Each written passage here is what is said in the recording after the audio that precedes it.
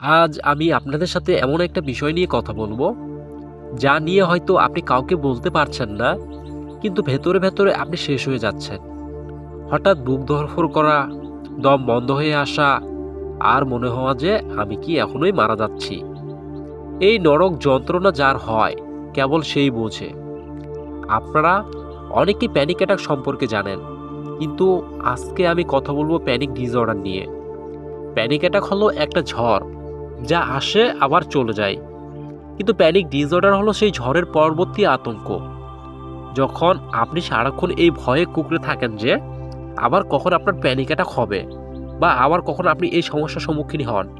আপনি হয়তো বাড়ি থেকে দূরে কোথাও যদি যেয়ে থাকেন, বা আপনি যদি মনে করেন আজকে আমি বাজারে যাব, তখন আপনার আবার সেই চিন্তাটা আসে আজকে বাজারে গেলে আমার প্যানিক অ্যাটাক হবে না তো। আমি যদি দূরে কোথাও যাই, সেখানে যাওয়ার পর যদি আমার আবার প্যানিক অ্যাটাক হয়, যদি বুক ধড়ফড় বেড়ে যায়, আমি যদি সেখানে মাথা ঘুরে পড়ে যাই, তো কি হবে? আমাকে সেখান থেকে কে নিয়ে আসবে? এই যে একটা ভয়, আবার কখন সেই সমস্যা আপনার সামনে এসে দাঁড়াবে, এটাকেই বলা হয় প্যানিক ডিসঅর্ডার। আর এই ভয়টাই হলো আপনার আসল শত্রু। আজ আমরা এই ভয়কে, এই শত্রুকে জয় করতে শিখব। তো তার জন্য অবশ্যই আপনারা পুরো ভিডিওটি মনোযোগ দিয়ে শুনবেন, এবং কি কোনো রকম স্কিপ করবেন না। আপনারা যদি আমার চ্যানেলে নতুন হয়ে থাকেন, তো অবশ্যই চ্যানেলটি সাবস্ক্রাইব করে রাখবেন, যাতে আমার চ্যানেলের পরবর্তী ভিডিওগুলো আপনাদের কাছে পৌঁছে যায়। তো মূল কাজের কথায় আসি।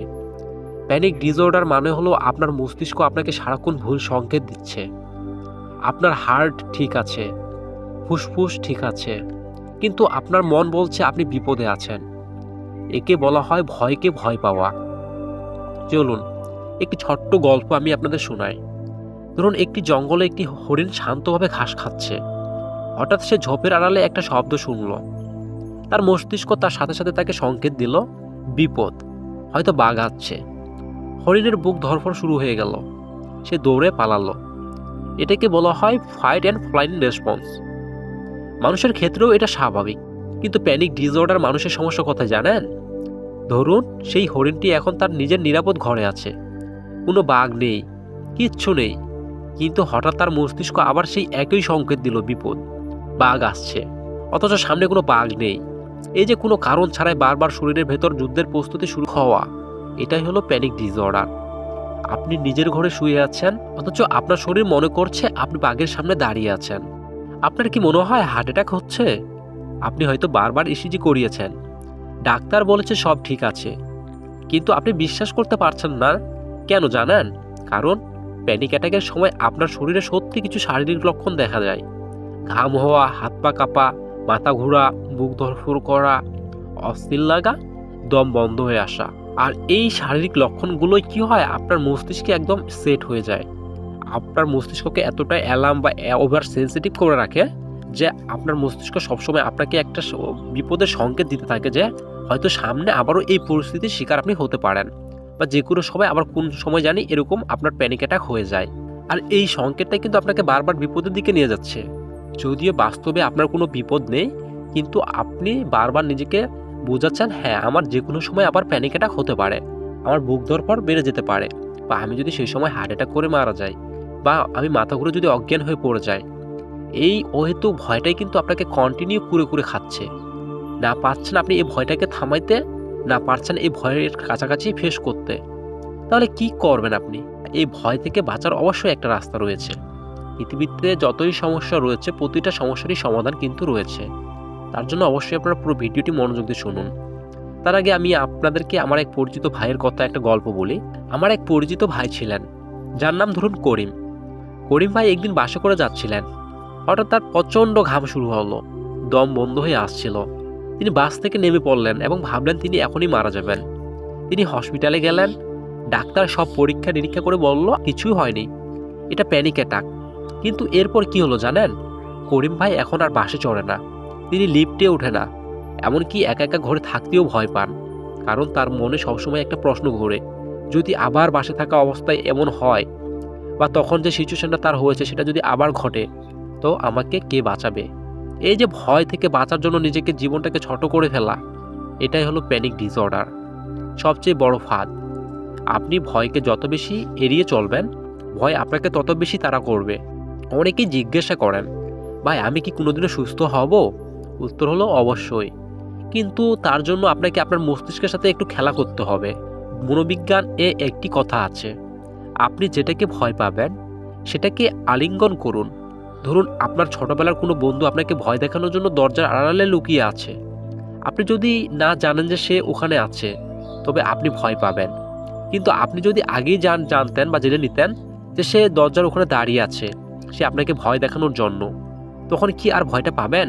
উল্টো আপনি হাসবেন। প্যানিক ডিসঅর্ডারও ঠিক তাই। যখন আপনার বুক ধড়ফড় শুরু হয় বা বুক ধড়ফড় করে, তখন দৌড়ে হাসপাতালের দিকে না গিয়ে নিজের জায়গায় স্থির হয়ে দাঁড়ান। মনে মনে নিজেকে বলুন, ও আচ্ছা, প্যানিক অ্যাটাক আবার এসেছে। ঠিক আছে, তুমি তোমার কাজ করো। আমি জানি তুমি আমাকে মারতে পারবে না। তুমি কেবল আমার মস্তিষ্কের একটি ভুল সংকেত। আপনি যখন ভয়কে চ্যালেঞ্জ করবেন, মস্তিষ্ক বুঝতে পারবে যে ভয় আর দেখিয়ে লাভ নেই।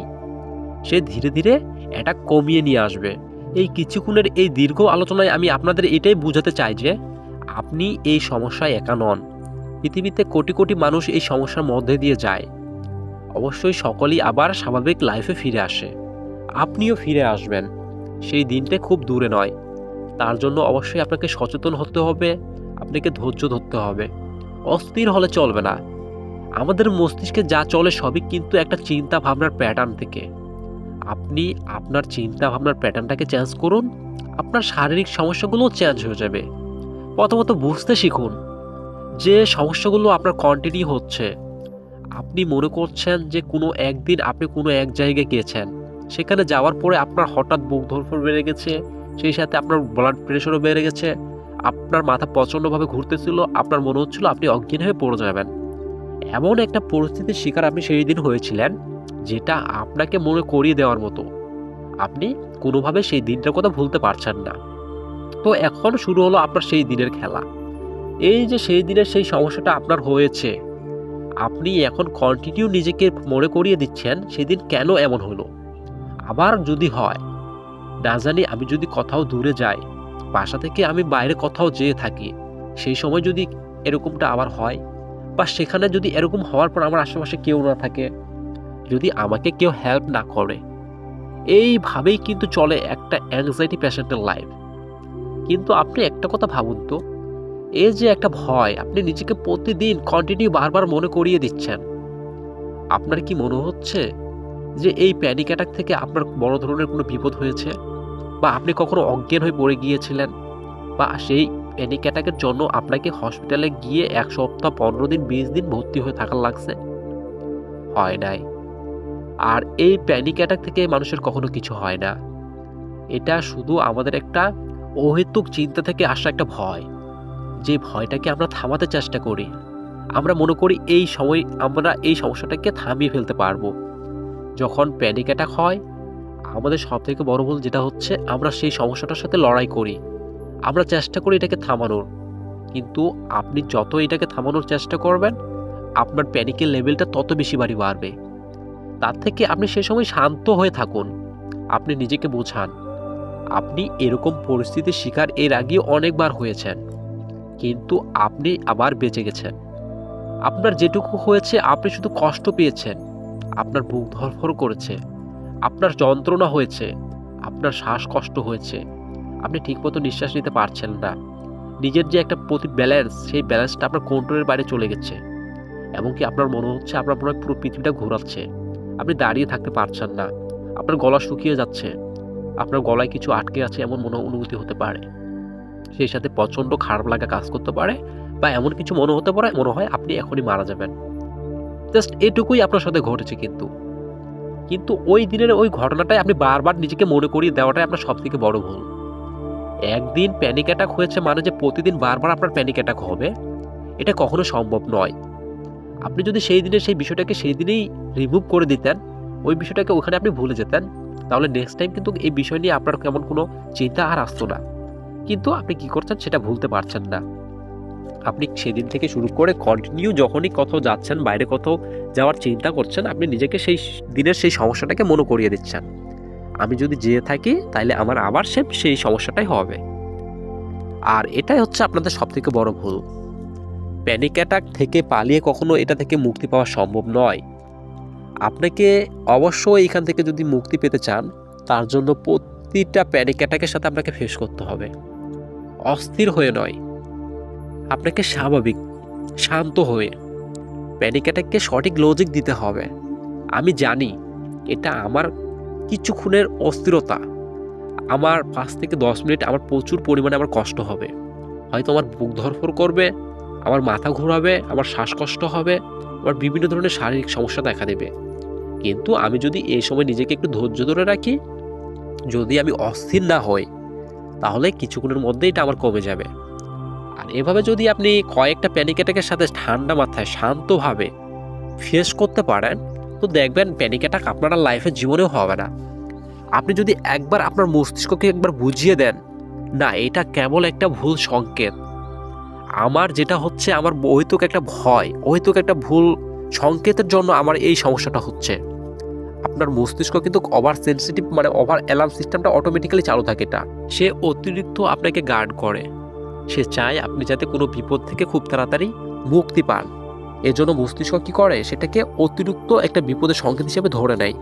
যার জন্য তখন কী হয়, আমাদের মস্তিষ্ক আমাদের শরীরের উপর কিছু ইফেক্ট তৈরি করে এবং বিভিন্ন ধরনের শারীরিক সিমটমস আমাদের অটোমেটিক্যালি সেটা চালু হয়ে যায়। আর যখনই এই শারীরিক সমস্যাগুলো আমাদের চালু হয়, তখনই শুরু হয় আমাদের মধ্যে অস্থিরতা। কেন আমার এমন লাগছে, আমার বুক ধড়ফড় করছে কেন, আমার মাথা ঘোরাচ্ছে কেন, আমি কি মনে হয় এখনই শেষ, আমার মনে হয় এখনই কিছু একটা হয়ে যাবে। আপনি প্রথমত এই চিন্তাগুলোকে গুরুত্ব দেওয়াটা বন্ধ করবেন। আমি সকলকে একটা কথা বলতে চাই, প্যানিক অ্যাটাক এগুলো থেকে কখনো কিছু হয় না। যা কিছু হচ্ছে আপনার ভয় থেকে হচ্ছে, আপনার চিন্তাগুলোকে বিশ্বাস করার জন্য হচ্ছে। আপনি কোনোভাবে এগুলোকে গুরুত্ব দেবেন না। আমি সকলকে একটা কথা বলতে চাই, এই সমস্যাগুলো 100% ভালো হয়, তার জন্য অবশ্যই আপনাকে কাউকে দেখাইতে হবে। আপনি যদি চান আপনি নিজে নিজে এখান থেকে বের হয়ে যাবেন, বা আপনি যদি নিজে নিজে চেষ্টা করেন এখান থেকে ভালো হওয়া সম্ভব, তাহলে এই ভুল ধারণাটাই আপনার সব থেকে, এই সমস্যা থেকে ভালো না হওয়ার মূল কারণ। কারণ এই সাইকোলজিক্যাল সমস্যাগুলো মূলত যাদের অ্যাংজাইটি থাকে, যাদের ওসিডি, ফোবিয়া বা প্যানিক অ্যাটাক, প্যানিক ডিসঅর্ডারের মতো সমস্যা থাকে, তাদের চিন্তাভাবনার প্যাটার্ন কিন্তু স্বাভাবিক মানুষের মতো থাকে না। আর তার জন্যই কিন্তু তারা এখান থেকে বের হতেও পারে না। আপনারা যদি জানতেন যে এই সমস্যাগুলো হওয়ার পিছনে কারণ কি, বা এখান থেকে বার হওয়ার জন্য কিভাবে কি করতে হবে, কিভাবে চলতে হবে, কি এক্সারসাইজ করতে হবে, মেডিটেশন করতে হবে, কোন মেডিসিন খেতে হবে, তাহলে তো আপনারা ভালোই হয়ে যেতেন, এই সমস্যার মধ্যে থাকতেন না। তার জন্য অবশ্যই আপনারা আপনাদের কাছাকাছি কোনো মনোরোগ বিশেষজ্ঞ, সাইকিয়াট্রিস্ট, সাইকোলজি বা কাউন্সিলরের হেল্প অবশ্যই নেবেন। আপনারা দেখান, আসলে লজ্জার জন্য অনেক মানুষই এই সমস্যাগুলোর কথা কাউকে বলতে চায় না। তারা মনে করে মানসিক সমস্যা মানে সে পাগল, মানুষে কি বলবে। আমি বলি মানসিক সমস্যা ঠিক তেমনই যেমন আপনার শারীরিক সমস্যা হয়, জ্বর, জ্বালা, সর্দি, কাশি, পেট ব্যথা, মাথা ব্যথা। শরীর থাকলে যেমন শারীরিক সমস্যা হয়, মন আছে, মনেরও সমস্যা হতে পারে। কিন্তু আপনি যদি সঠিক ট্রিটমেন্ট নেন, অবশ্যই আপনারা এই সমস্যা থেকে আবার স্বাভাবিক লাইফে ফিরে আসতে পারবেন। তো কেউ ভয় পাবেন না, চিন্তা করবেন না, টেনশন করবেন না, আর ভয় পেয়েও কিছু হবে না। দেখুন, যে মানসিক সমস্যা থেকে কখনো কিছু হয় না, এটা কথা আমি বারবার বলি। এটা একটা অহেতুক মনের ভুল ভ্রান্তি, বা আমরা এই সমস্যা থাকা চলাকালীন যে চিন্তাগুলো আমাদের মস্তিষ্ক আমাদেরকে দেয়, আমরা সেই চিন্তাগুলোকে বিশ্বাস করাটাই সব থেকে আমাদের বড় ভুল। আমরা এই চিন্তার মায়ার জালে আটকে পড়ি, এমনকি সেই সাথে সাথে চিন্তাগুলো আসার সাথে সাথে আমরা নিজের সেই চিন্তাগুলোর প্রতি ইমোশনটাও দিয়ে ফেলি। আমরা মনে করি হ্যাঁ এটাই মনে হয় আমাদের সাথে ঘটে যাবে, এমনকি সেটা ঘটে যাওয়ার শেষ পরিণতিটা কি হতে পারে, সেই পরিণতির শেষ কষ্টের সব অনুভূতিটাকে আমরা ফিল করি। একজন মানুষের বাস্তবে সমস্যা হলে সে যতটা কষ্ট পায়, আমাদের বাস্তব বলতে কি আমাদের কল্পনা চিন্তাগুলো আসা থেকে আমরা সেই কষ্টটাকে ফিল করা শুরু করে দেই। যার জন্য আমরা কি করি, তখন সেই চিন্তার সাথে লড়াই করি বন্ধ করার, কিন্তু যেটা আদৌ সম্ভব নয়।